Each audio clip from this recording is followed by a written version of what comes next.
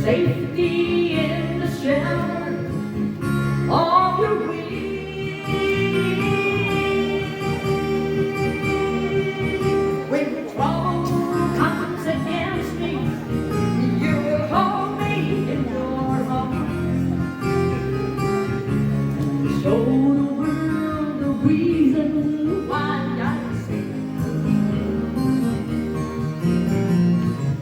One thing I all that love, just one thing will I see.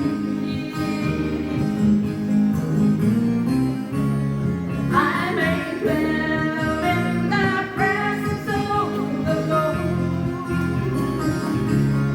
all the days of my life.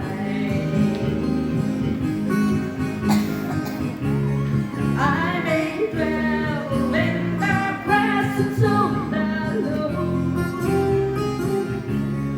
all the days of my life, all the days of my life.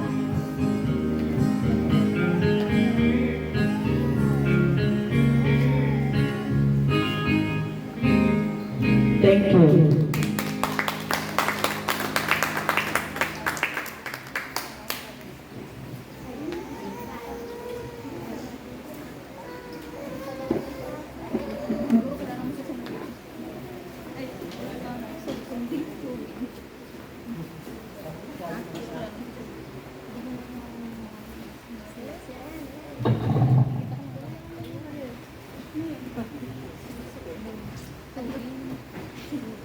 Okay, purihin ng Panginoon. Salamat mabing sa hinandang awit. Gusto ko kayo mga kapatid. Kahapon, nung Friday, pumunta ako ng Manila. Isusit dahil yung kilala niyo si Pastor Maning Improso, na-promote na siya in glory. Absent from the body, present with the Lord. He is 74 years old.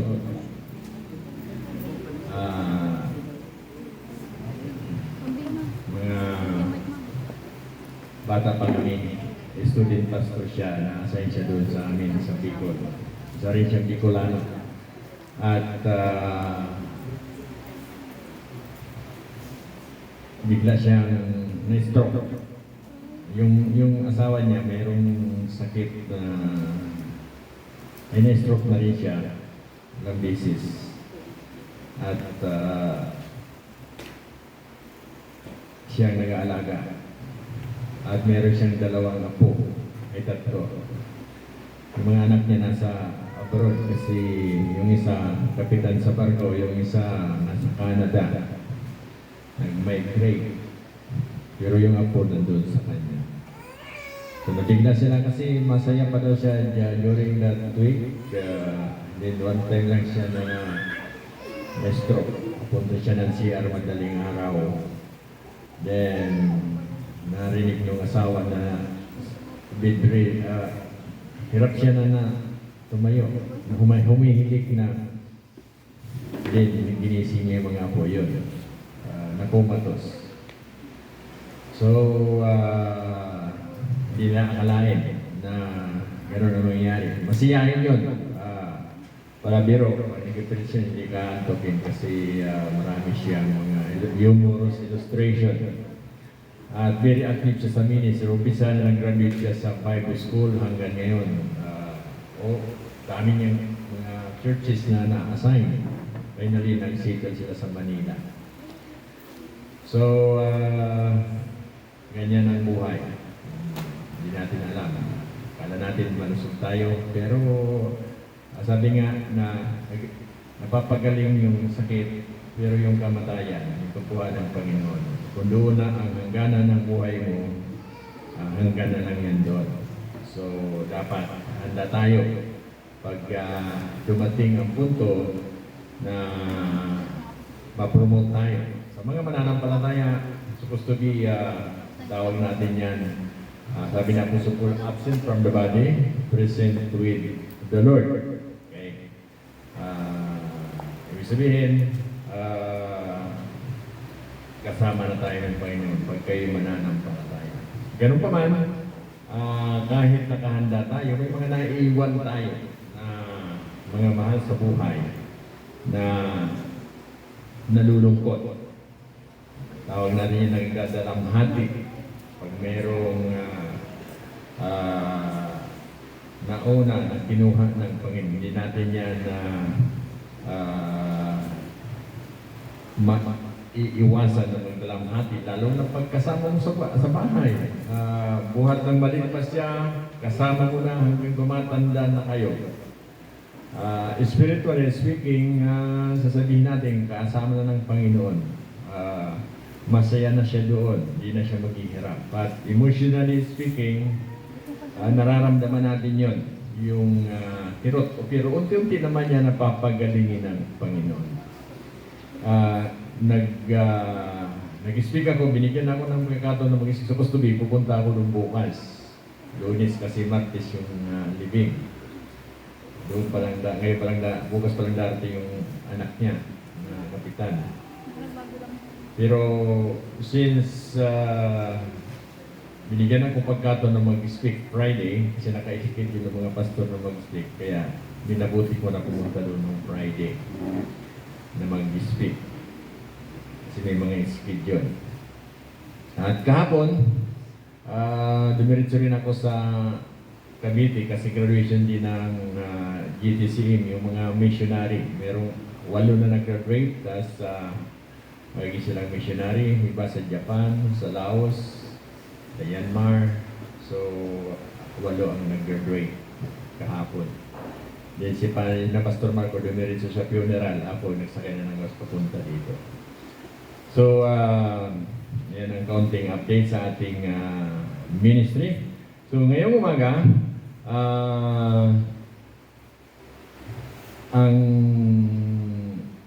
punta muna tayo. Iwanan muna natin yung book of so series of messages natin sa book of Peter. Hindi na ako naghanda ng ibang mensahe. Ang inanda ko, gusto ko ibahagi sa inyo yung mensahe na deliver ko kahapon. Kasi ang tema ng mga message doon sa funeral, the goodness of God, kabutihan ng Diyos. So, binigay sa aking tema, the goodness of God in time of suffering. So, kaya gusto kong ibahagi tungkol sa kabutihan ng Diyos. God, the goodness of God remain even during the time of trials in suffering or loss. So, alam ko na ang iba sa atin dito, may mga nangyari na gano'n. Ang iba sa inyo dito nararamdaman pa yung lungkot na nangyari ng ang ating mga mahal sa buhay na una na. Praise God na unti-unti na nag-heal naman yun. Pero may time na mababalik yun. At naaalala natin. Kaya hindi natin maiwasan yun. Pero praise God na mayroong salita ng Panginoon na nag-i-encourage sa atin. May mga kapatid tayo na nag-i-encourage sa atin. At may mga awit na inaawit natin para tayo ma-heal. at may mga gawain na ginagawa natin para doon muna ang ating focus. So, pag dumating sa punto na muli nalulungkot kayo, naaalala niyo yan, ang salita ng Panginoon. Gusto ko na ibahagi ito. Okay? Kabutihan ng Diyos na natili kahit mayroong mga trials o suffering o loss. Ang mahal sa buhay natin, naaalala natin. So sa binasa natin sa Romans chapter 8, kasi ito rin yung binigay sa akin ng text nang binigyan ako ng tema, Romans chapter 8, verse 28. So tinignan ko yung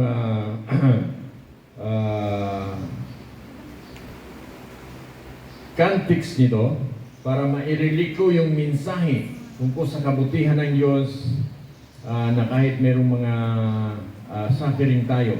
Iba't ibang klaseng suffering na nararamdaman natin.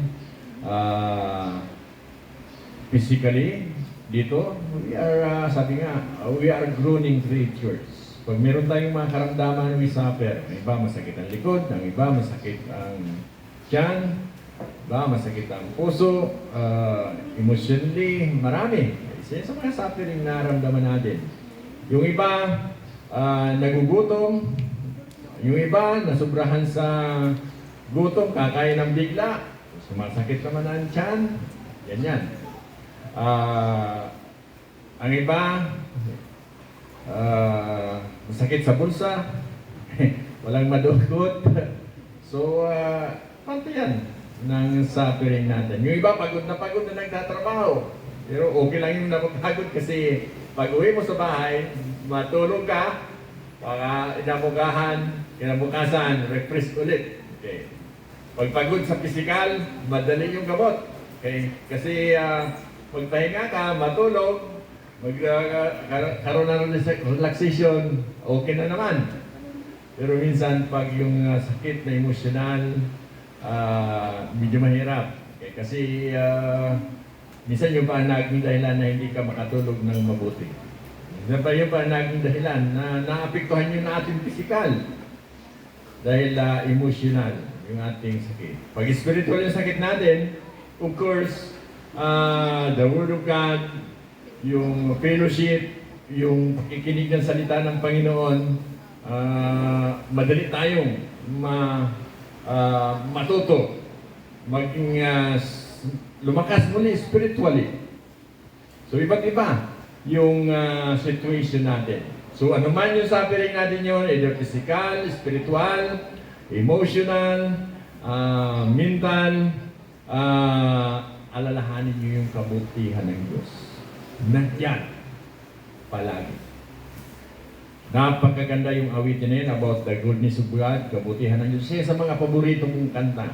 Pag kinanta nyo yun, pinakinggan nyo, nilay-nilayan nyo, kung meron man tayong mga nararamdaman na emotionally, mararamdaman mo yung kabutihan ng Diyos. Napakaganda. So, maliban dyan yung salita ng Panginoon, maraming sinabi tungkol sa kabutihan ng Diyos.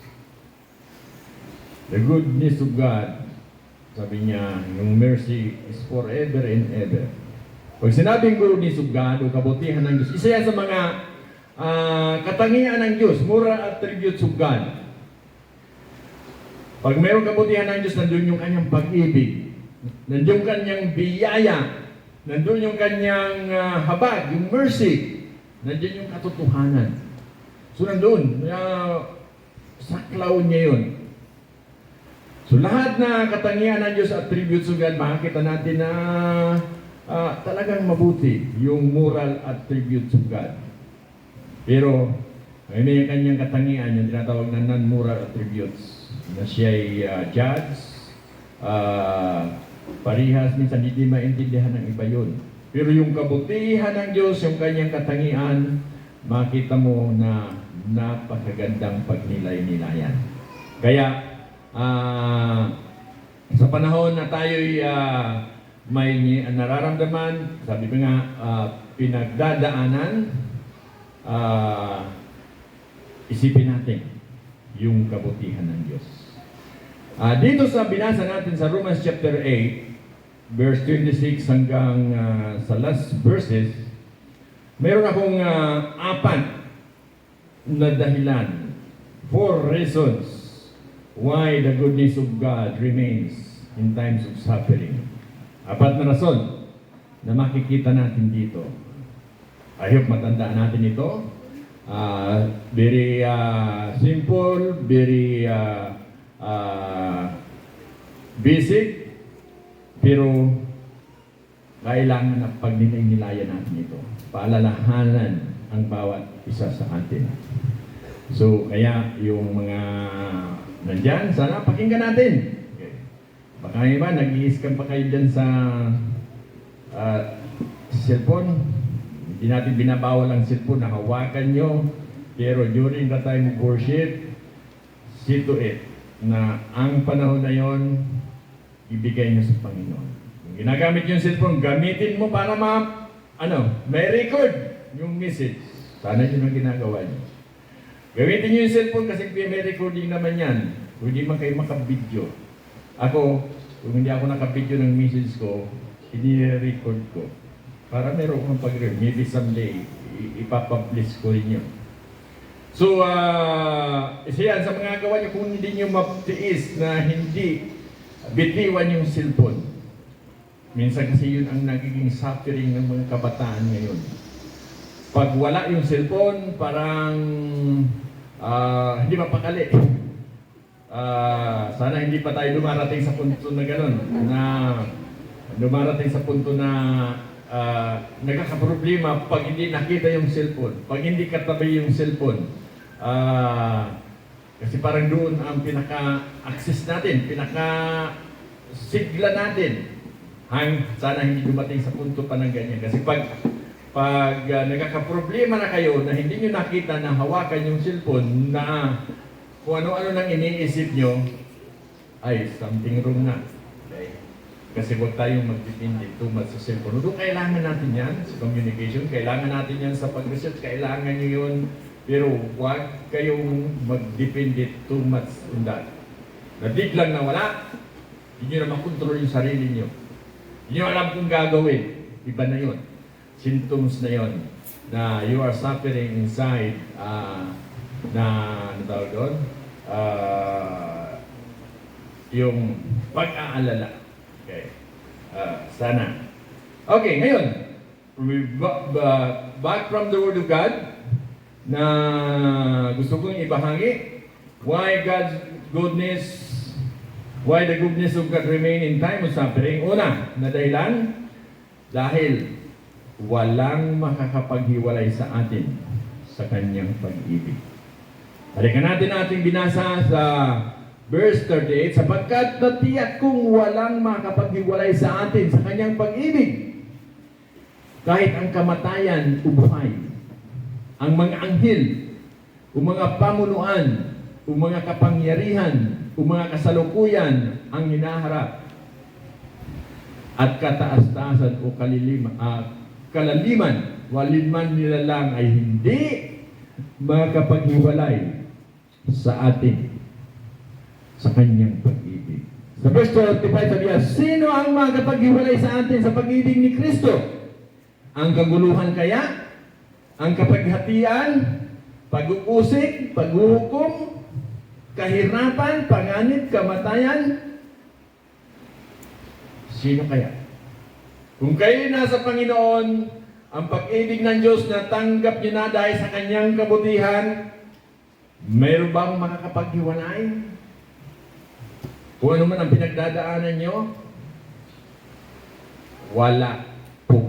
Dina-identify dito na Apostol Paulo na napakaraming suffering. Sabi niya, walang makakapaghiwalay sa atin sa kabutihan ng Diyos. Kaya, kung ano man yung suffering natin, either may sakit tayo, huwag mong isuko ang iyong pananampalataya. Huwag kayong magduda o manghina ang inyong pananampalataya sa ating Diyos. Dahil ang kabutihan niya mananatili mananatili sa atin. Ganyan ang kabutihan ng Diyos dahil sa kanyang pag-ibig. So, napakahalaga yung encouragement dito ni Apostol Paul. Kamatayan man o buhay, kasalukuyan man o panghinaharap, kataas-taasan man, o alin man nilalang, walang makapaghiwalay sa atin sa pag-ibig ng Diyos. Ang tanong, talaga bang naramdaman mo ang pag-ibig ng Diyos, yung kanyang kabutihan? Naintindihan mo ba yung sinabi sa Biblia na dahil sa pag-ibig ng Diyos, binigay niya ang kanyang bugtong na anak upang ang sino man manampalataya ay bibigyan niya walang hanggan. Dapat i-focus natin sa pag-ibig ng Diyos na siya ay namatay sa krus para bayaran ang ating kasalanan. So, pag naramdaman mo yan, pag totoo na yan sa'yo, hindi na kayo mahiwalay kahit may mga kapighatian. Palagi kayong babalik sa katotohanan na kayo'y anak ng Diyos. So, alam natin na nagiging tayo emotional, lalo ng pag-gayon nga, na mahal natin sa buhay na una na dati inaasahan, pero huwag mong isipin na ang pag-ibig ng Diyos mahirap abutin. O kaya yung kabutihan ng Diyos, wala sa iyo sa oras na yon. Nandyan ang kabutihan ng Diyos. Yan ang una. Dahil walang magipag-iwalay sa atin sa kanyang pag-ibig o kaya dahil sa kanyang biyaya o kaya dahil sa kanyang habag. Pangalawa, dahil tinutulungan tayo ng banal na espiritu sa ating kahinaan. Saan natin makita yan? Sa verse 26. Gayon din naman, tinutulungan tayo ng Espiritu sa ating kahinaan, sapagkat hindi tayo marunong manalangin ng nararapat. Kaya't ang Espiritu ang namamagitan para sa atin. Dumaraing na parang hindi natin kayang sambitin. In times of suffering, in times of loss, kailangan natin ng panalangin. Minsan, baka hindi natin alam kung anong ating bibigkasin, ano natin ang dapat ipanalangin. Pero sabi dito, ang banal na Espiritu ang tutulong sa atin. Remember, sabi sa salita ng Panginoon, our body is the temple of the Holy Spirit. Ang banal na Espiritu, siya ang nagtuturo sa atin. Siya ang nagbautismo sa atin para maging tayong member sa katawan ni Kristo. Siya ang nag-i-encourage sa atin. Yun ang mga kinakampanan ng banal na Espiritu. Sa panalangin, siya ang magtuturo sa atin. Kaya pag ikaw ay isang mananampalataya, maybe hirap na hirap kang manalangin, remember, di kasi mo. Yung pananampalataya, kasi ang panalangin, hindi naman gayahin mo yung iba o isulat mo, i-memorize mo, basahin mo. Ang panalangin isa sa pag-usap sa Panginoon. Kung anong kailangan mo, sabihin mo sa Panginoon.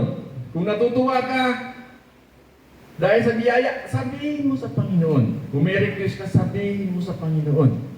Ganyan ang panalangin. Kaya, dapat unti-unti natin matutunan yung panalangin. Dahil, ang banal na Espiritu ang magtuturo sa atin. Huwag natin yung gayahin ng iba na ang panalangin nakasulat. Inuulit-ulit. So, meron kito niyan. Hindi ko alam kung totoo yung kwento. Ulit.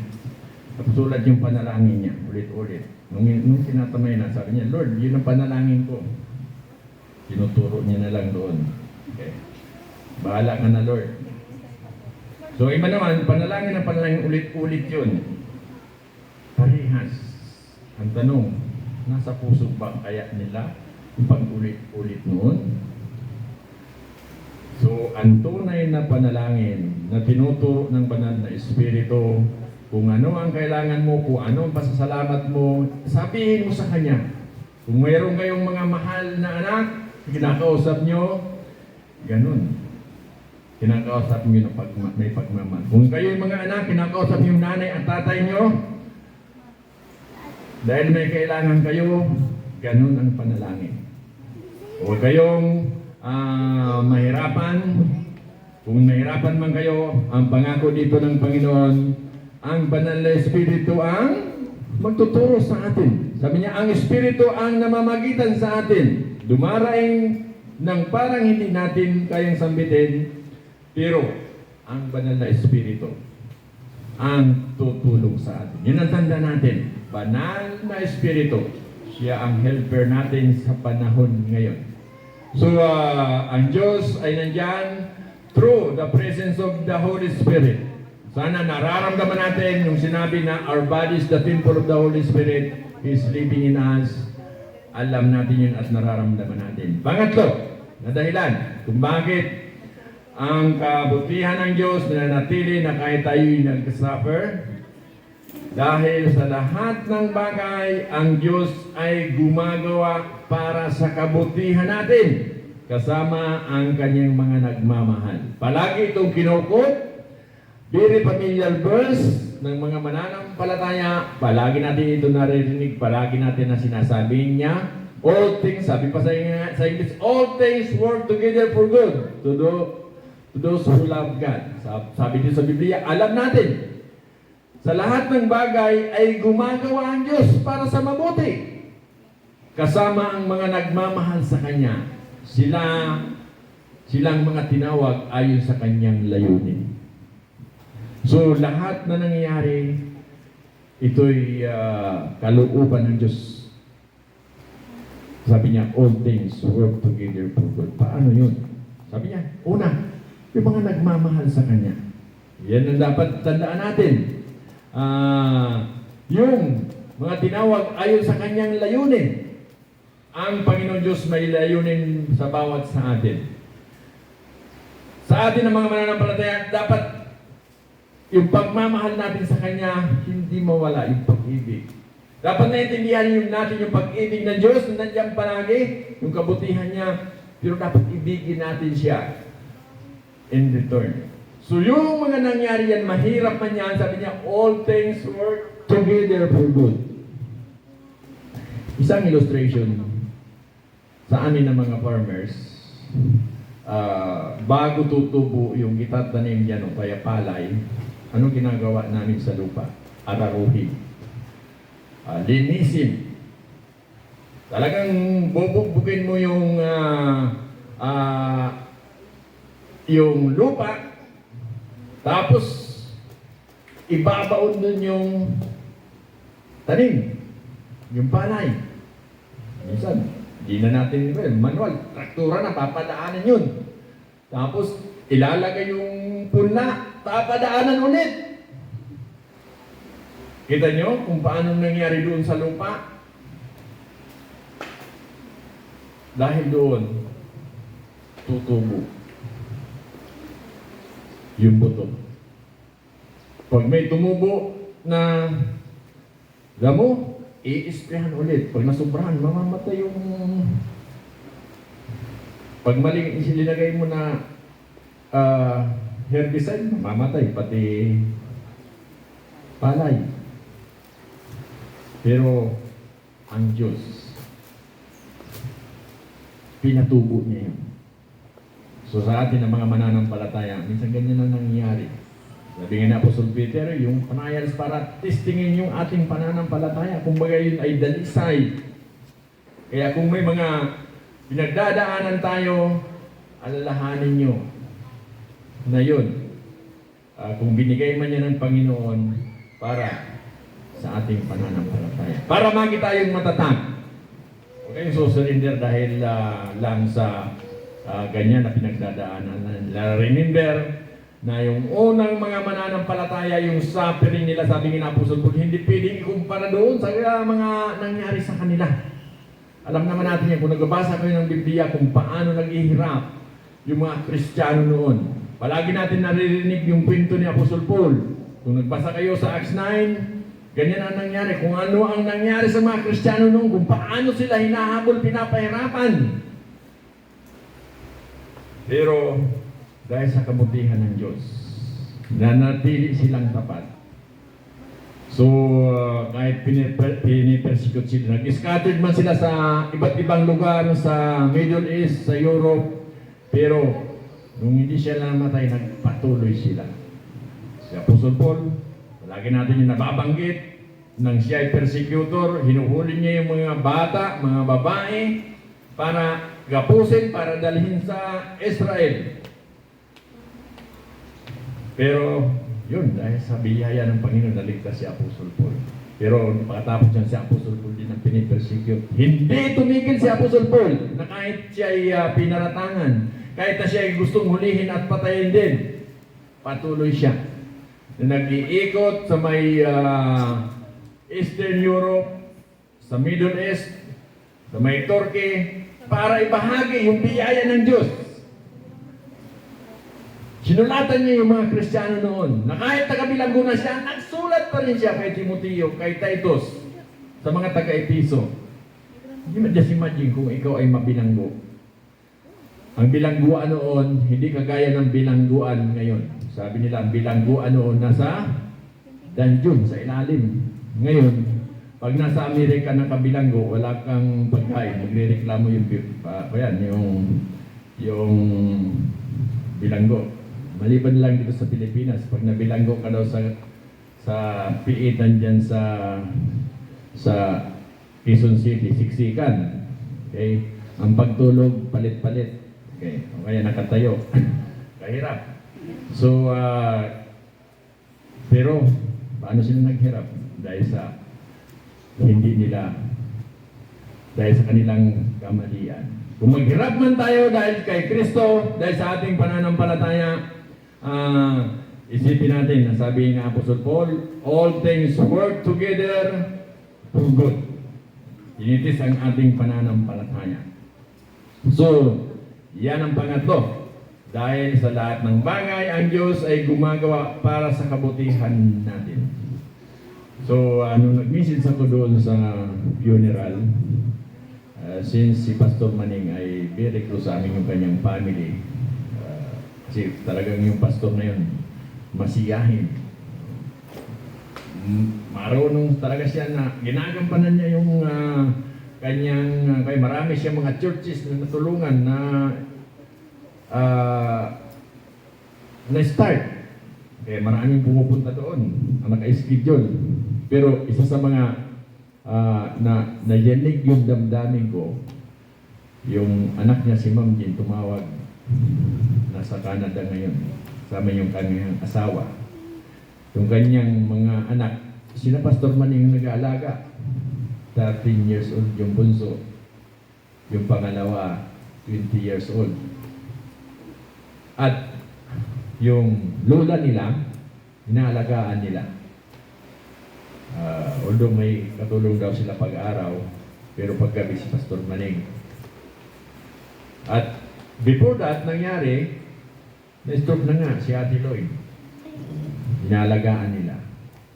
Noong December, si Pastor Maning na-aksidente rin sa motor. Kasi ibitahan sana natin na mag-inspect dito, pero na-slide siya sa motor, na-ipit ng truck. Pero God save his life. Sira yung motor, pero siya ay nagalusan na hospital, pero nagkayan sa paa. Okay na yon.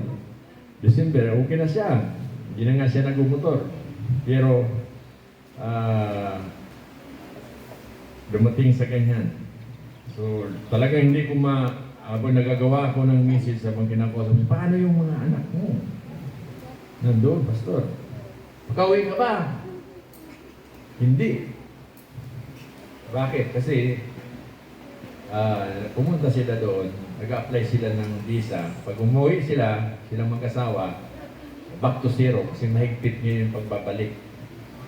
Pero sabi, noong December, nag-usap kami ni Papa.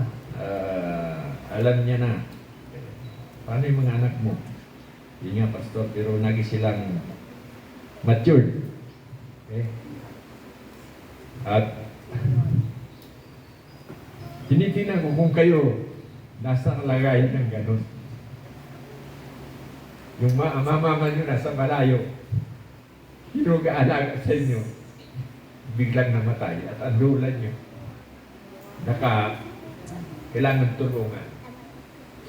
Anong mararamdaman niyo? Pero yung bata na yun, through the grace of God, siya pa ang nakikita ko doon. Pagdating ko doon, sila nag-aayos ng mga iis na kakainin. Okay. At nung unang gabi, isa pa siya sa mga nag-imsi. Kahit yung pangalawa. So, makita nyo na yung kabutihan ng Diyos na naka-inculcate sa kanilang puso nandoon.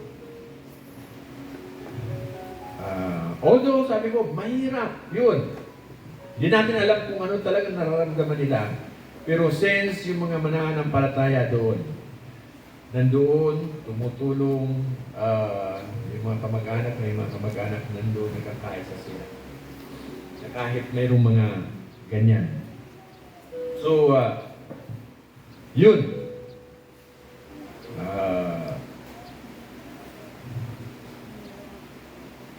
Hindi lang yun nangyayari sa kanila. Maybe mangyayari yun sa atin. Maybe nangyayari na yan sa inyo. Paano nyo? Nandun.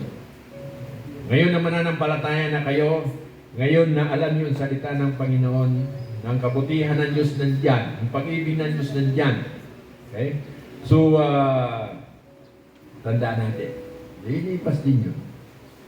Yung biyaya ng Diyos, yung kabutihan ng Diyos, dapat maramdaman natin na nandyan yun. Makita tayong malakas. Okay? Sabi nga, be strong in the Lord. So, dumating man sa punto na lagi namin pinag-usapan niya ni Mrs. So, kung matay man kami yung bigla, parang na kayo mag-satter. Parang hindi na mag-satter yung mga anak namin. Kasi, yun ang prayer niya. Maganda yung gano'n, di ba? Although mahirap tanggapin, pero bigla lang. Okay? Pero, yun nga, dahil meron tayong emotion, hindi natin maiwasan na magdalamhati sa ganyang situation. Minsan natatanggap natin madali pag siya'y nakaratay na kasi nakita natin na ready na siya. Kayo ready na rin kasi napapagod na rin tayo na nag-aalaga. Kaya pa nagsabi siya na gusto ko na. Minsan pumapayag na tayo. Sige, kasi gano'n naman talaga. Doon naman talaga kayo pupunta. Pag ikaw ay nag-aalaga sa gano'n na kabidreading, nagsabi na siya, gusto mo na mauna. Minsan, ayaw mo man, pero sasabihin mo na, sige Lord.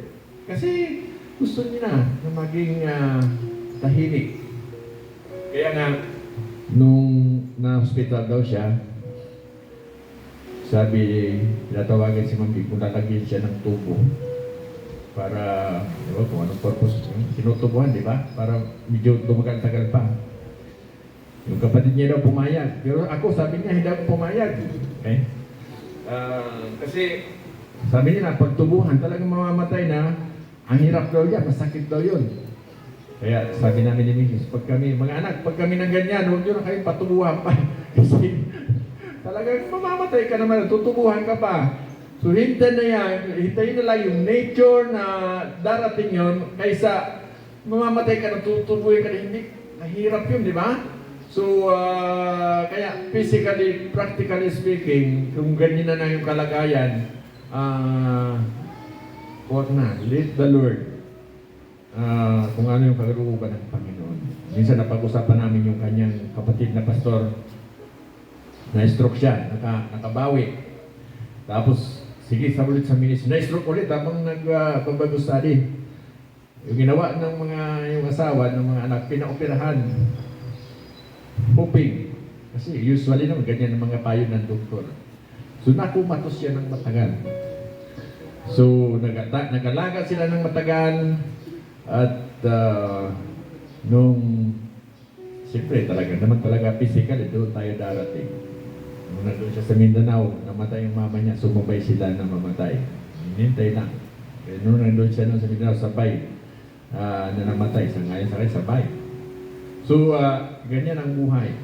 May madaling mamatay, may madaling na-hospital, may nakaratay. Ano man yung situation na dumating sa atin, tanggapin natin yun. Isipin natin yung kalooban ng Panginoon, yung biyaya ng Diyos. yung goodness of God. Kasi iba't iba. Although sometimes nagre-request tayo yung madali, pero hindi yun ang kalooban ng Panginoon. So, ang Panginoon gumagawa ng way. Kung nangyari man yan, maraming dahilan. Maybe, hindi maintindihan kung bata pa tayo o ano pa man, pero someday, ma-realize mo na mayroong purpose ang Panginoon sa mga ganun. So, pang-apat na dahilan kung bakit ang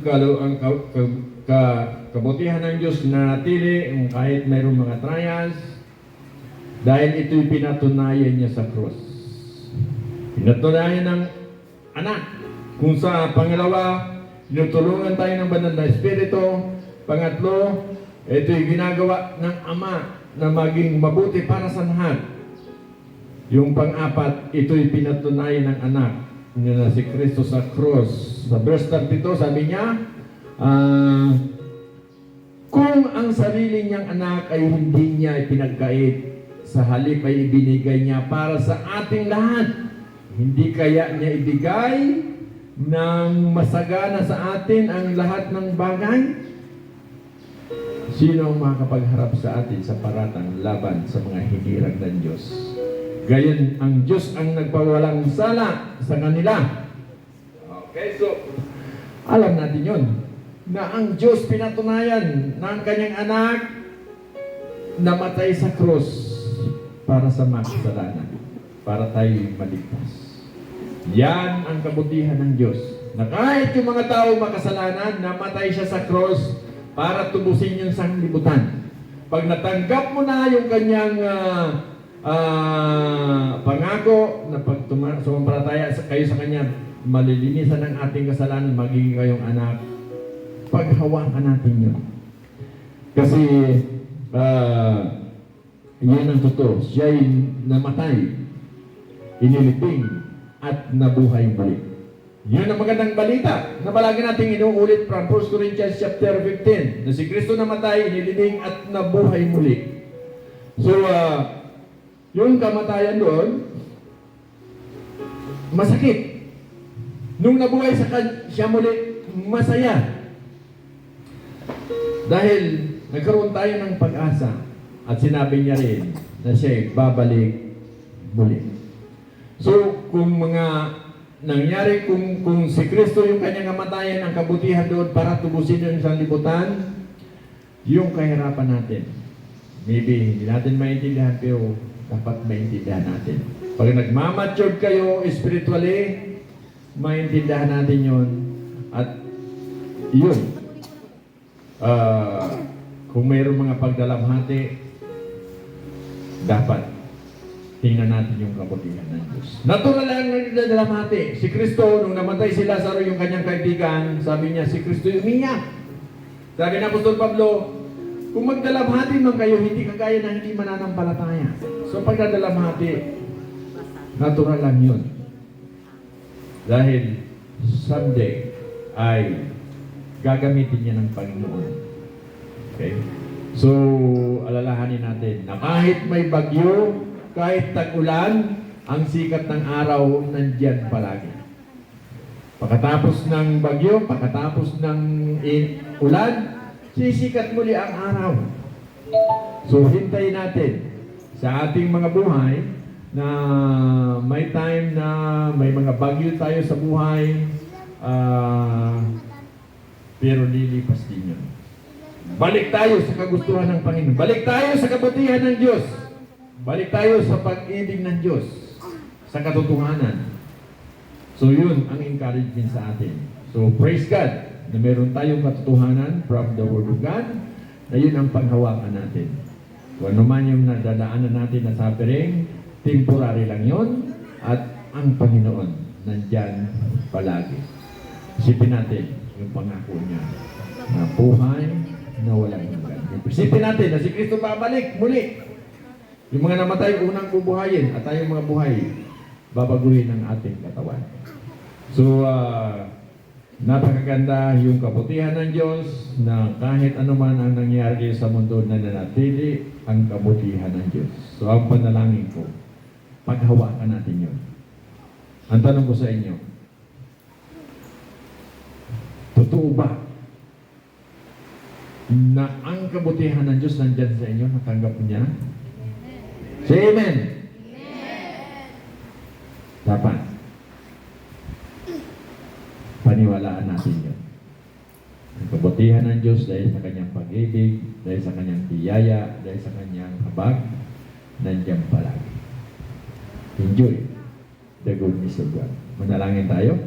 Dakilang Ama, kayo po yung nalangin, nagpasalamat po. Salamat po sa tanghaling ito. Salamat sa iyong salita na muli nagpaalala sa amin na ikaw ay mabuti. Na kami bilang mga pinili mo, minsan may mga pinagdadaanan, nanghihina, but praise God na nandiyan ka. Patuloy kami na manindigan, maging malakas sa aming pananampalataya. So, ang aming pinapanalangin sa pangalan ni Jesus. Amen.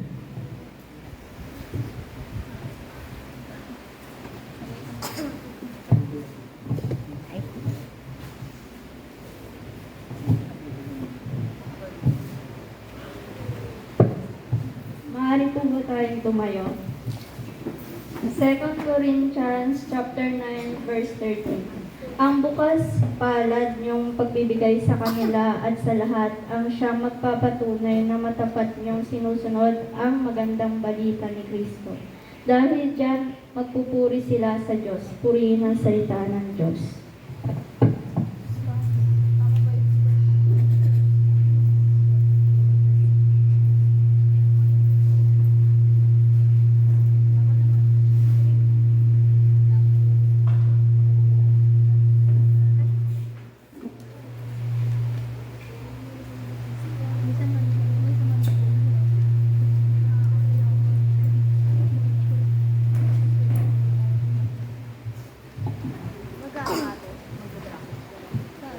Habang inaawit ko po ang awiting ito, maaari po tayong magbigay po ng ating alay o handog po sa Panginoon. Pasalamat po tayo sa mga biyayang binibigay po.